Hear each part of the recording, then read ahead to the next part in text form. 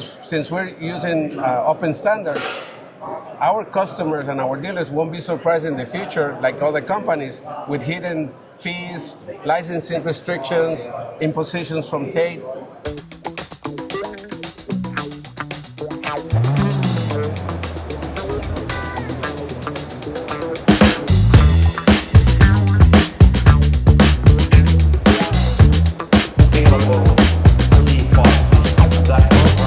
What role does OpenDMR play in that ecosystem? Because that's what you just launched, right? Exactly. We just launched recently all over the world. But if you think of that connected ecosystem, I see OpenDMR as a foundation element that provides that connected communications.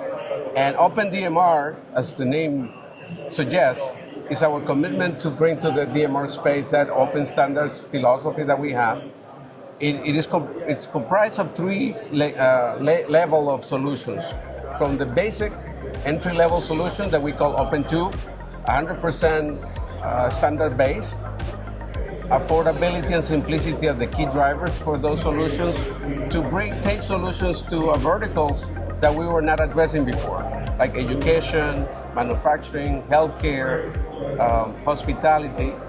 And then as we move a little bit higher in terms of requirements and capacity, we get into our OpenTrunk layer, which is trunking at a very affordable level. But Tait is bringing something unique to this space.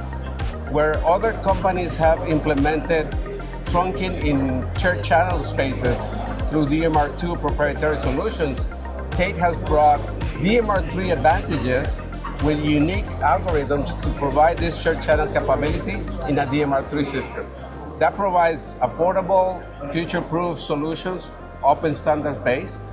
And then as you move up the chain, when you really need all the full gamut of capabilities of a DMR3 system, we use our OpenPeak. So when you talk about OpenDMR, we're talking about Open2, OpenTrunk, and OpenPeak.